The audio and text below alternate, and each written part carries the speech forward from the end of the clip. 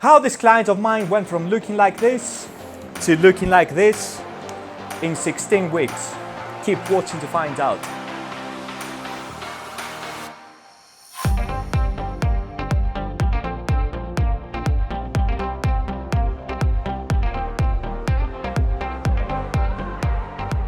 Hi guys, welcome to today's video. Nicolas Franz-Koltren here from coltlabs.com, and today we're gonna be examining the case of Sam's transformation. Now, Sam is a really close friend of mine, and back in August, late August that is, he approached me because he had gone a little bit off shape.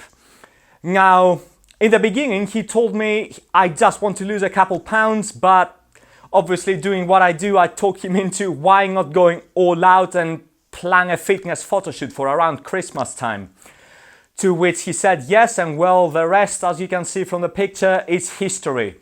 So let's break down exactly what I did to Sam. But before we look into this case, I want to make sure that you're aware that each person is individual, and what worked for Sam more likely will not work for you. And why is that? Well, for a couple reasons. To begin with, Sam is one of those individuals with a really fast metabolism. Some people will just struggle to put on muscle or weight overall, no matter how many calories they add.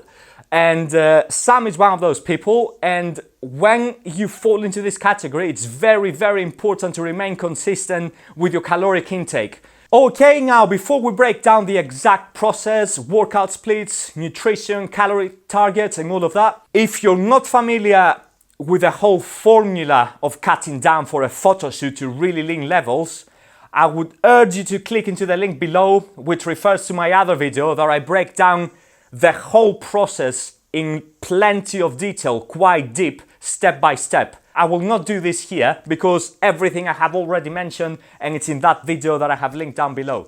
Now let's have a look in this presentation I've made to have a look at the exact numbers and targets I used for Sam in this transformation. Okay, here is the before and after, and let's move right into examining how this took place. Okay, step number 1, calculation of the TDEE, which means total daily energy expenditure. If you don't know what I'm talking about, please make sure you click the link down below. Essentially, this number calculates the total daily energy expenditure of one individual.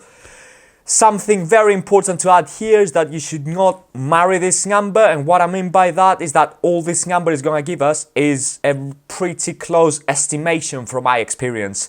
But this is a dynamic number and not stale. Therefore, it will keep changing the further down in weight you go. Okay, in terms of the deadline, as you can see, for Sam's case, we had 16 weeks overall, and after doing our calculations here at Colt Labs, which is a series of complex equations, basically you have to take into account things like lean body mass loss and total body mass loss, and make into account the differences of those two. After doing all of this stuff, we decided that the 0.5 kilograms of deficit in a week would be optimal for Sam's case. And here we are on week 0, guys. This is Sam's before picture, a week before we started on the program. As you can see, his starting TDE estimation was 3,300 calories, from which I subtracted 300 calories, by which we entered week 1 on 3,000 calories a day.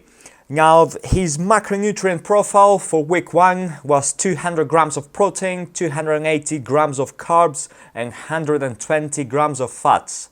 Workout wise, we put Sam on a 4-day per week upper-lower sort of split, and the vast majority of the program was completed from home because of the gyms being closed here in the UK. Home workouts are in no way inferior to gym workouts. All you need to have is the basic equipment, which in our case is a pull-up bar and gymnastic rings that you attach to it. These are available through our store, so please have a look down below. Cardio-wise, I started him on 20 minutes of slow, steady pace cardio after its weight training session, which is 4 times a week. But from week 2, I instantly realized that cardio would be redundant in our case, and therefore I cut it out altogether, since Sam had already been doing an hour of intense martial arts training, which is basically a form of cardio. Okay, here is a quick look of all the supplements some take. Again, guys, I'm a pharmacist myself, and this is one of the areas of expertise. And the point I want you to take home here is that supplements, as the word suggests, are supplemental. In no way you do need all this stuff. I have mine as extreme transformations myself and on clients of mine without using any supplements whatsoever. Having said all this, it would be impossible for me to go every single thing here, but I will be making a very detailed video on the appropriate supplementation for the natural lifter. So make sure you subscribe to the channel so you stay up to date with such uploads. Sam, as you can see here, wanted to push it to the max, and this is why I suggested this quite complex stack. Okay, moving on next to what, in my opinion, is the most important slide of all. This is our fitness tracker. This is the way we remain accountable and ensuring the transformation goes as planned. Something very important to stress here is that you should be weighing yourself every single day at the exact same time if possible to ensure minimum deviations in those numbers. This is crucial because weight fluctuates massively throughout the day. Okay, as you can see, week 0, this is the week before we started on the program, and after Sam weighed himself every single day, his average weight was 66.5 kilograms.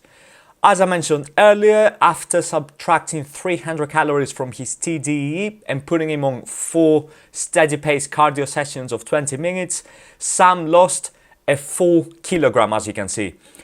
Now, if you remember from our calculated targets earlier, we decided that 0.5 kilograms was in fact the optimal rate we wanted to be in, and Sam lost double that amount.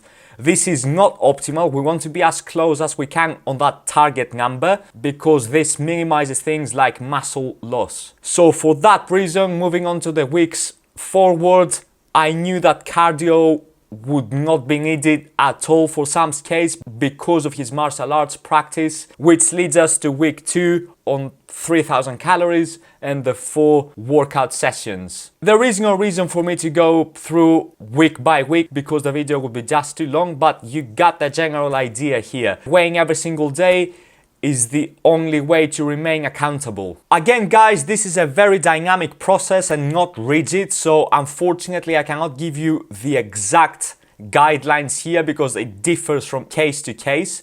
But the general idea is that if you haven't lost your desired predefined weight after calculating the averages of the 2 weeks, you have to make adjustments. Those 2 adjustments are mainly subtracting calories or raising the activity, or the combination of both. For example, as you can see here on week 3, his average weight was 64.8, which compared to week 2 was a little bit below our target of 0.5 kilograms. For that reason, as you can see, I subtracted 200 calories for the following week. Okay, this is week 10. As you can see here, very impressive results. Sam is already a different person. Definition has started kicking in, and you can most definitely see the muscle mass that has been added in the right places, such as the delts. On to week 15. Here we are, final week before the photo shoot, also known as peak week. Now, there are a couple of things that happen in peak week that are way beyond the scope of this video and deserve a video of their own, which I will most definitely be making. But there are some key points I want you to take home here. The main things we're going to be manipulating in peak week is the sodium and the carbohydrates. I want to stress that those things are finely tweaked and in no way there are drastic changes compared to what you were doing for the weeks before.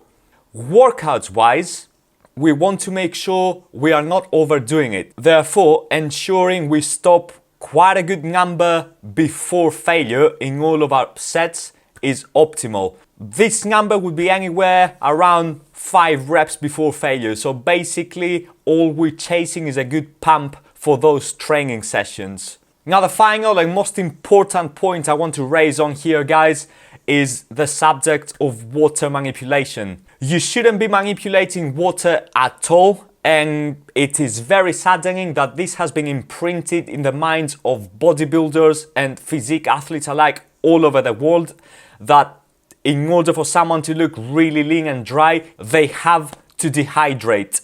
This couldn't be further from the truth, and if at least you could end up looking better, I would understand, because hey, there's a price you have to pay. But this is not the case at all. Water will not only come off subcutaneously, it will also come off from within the muscle cell. For that reason, we end up looking flatter and smaller overall. So no matter what you do, guys, and what program you go on, in no way ever dehydrate, okay? Dehydration is something extremely dangerous, and you absolutely must never dehydrate yourself, no matter what program you choose. We are better than that. And this is the final outcome of a textbook scientific transformation, guys. I'm extremely proud of what Sam has achieved, and I want to stress the importance of being consistent and determined. I can only do so much as a coach, but at the end of the day, it all comes down to adherence from the client side. And this is everything, guys. This is the process Sam followed. Again, if you want bespoke programs like this, we can most definitely do this here at coltlabs.com. I'm a pharmacist myself, and our ethos is all about creating a better human, not only on the image, on the outside, because this is what essentially we're doing, aesthetics, but also on the inside. Which brings me to the point of probably one of my next videos. I will start talking about micronutrients, because have a browse on YouTube. Everyone keeps mentioning macronutrients. Listen, there's only 3 of them. It's so easy to talk about them. But what about the micronutrients? We're huge believers of correct micronutrient balances here at Colt Labs. And we make sure every single time the micronutrient profile has to be on point. If you go on an average bodybuilding bro diet, chicken and broccoli, what happens is micronutrient deficiencies. You go quite deficient in vitamins and minerals and traces like iodine, for example, which you can get from fish and other sources, iron, so on and so forth. So that's enough of me rambling again, guys. Thank you very much for watching. I thought that was quite motivational for you, because damn, I'm really impressed myself. This is something that we're definitely proud of here at Colt Labs. Thank you, guys. Catch you all in the next video. Signing out. Peace.